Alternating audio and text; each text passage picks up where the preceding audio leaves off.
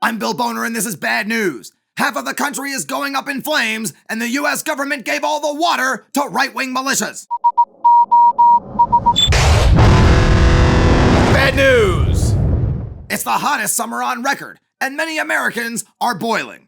Wildfires are raging across Colorado and California, but those aren't the only states that are getting roasted. Portland, the entire city is ablaze all the time. This is not our country. Portland has now seen more than 100 consecutive days of protest for Black lives, and many conservatives are asking, when will it end? How long will this last? How long do we have to endure this? When do we get our country back?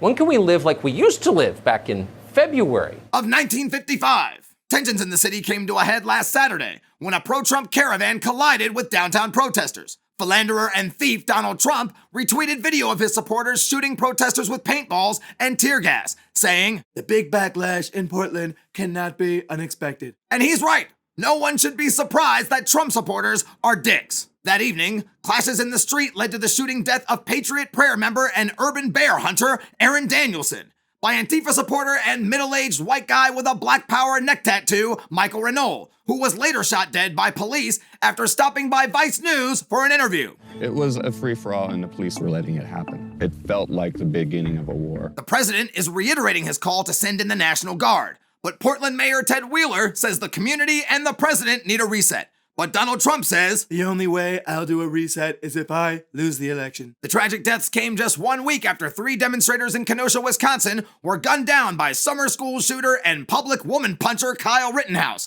during protests which sparked when police shot Jacob Blake 7 times in the back in front of his children. Much like in Portland, tensions ignited when Black Lives demonstrators were met by armed right-wing militants who say police gave them the keys to the cruiser. You know what the cops told us today? They were like, we're going to push them down by you because you can deal with them, and then we're going to leave. Fox News journalist impersonator Tucker Carlson says Rittenhouse's actions were to be expected, claiming the left neutered the police. But the last time I checked, police all over the country were still shooting loads. How shocked are we that 17-year-olds with rifles decided they had to maintain order when no one else would? About as shocked as I'll be the next time an unarmed black person gets murdered by the police. Last Wednesday, video surfaced of another unarmed black person getting murdered by the police. Daniel Prude was suffocated to death on March 23rd by police, who originally described his death as a drug overdose and are now being accused of a cover-up. But Trump's response to that is, shit happens. In some cases, you have bad cops, we have to take care of that.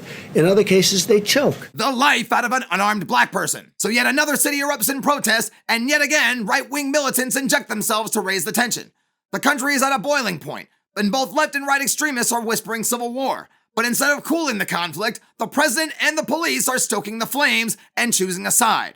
No one should ever riot, unless they're white concert goers or Philadelphia sports fans. But we can't forget that the reason there are protests in the first place is that black Americans still don't have the right to live. And that's what Trump's army of assholes is fighting to maintain. So while advertisers and politicians evoke images of the 1960s to profit off of the struggle for civil rights, I'm reminded more of the 1860s. Except this time, the Confederacy is in the White House. I'm Bad News Bill Boner. Bad news!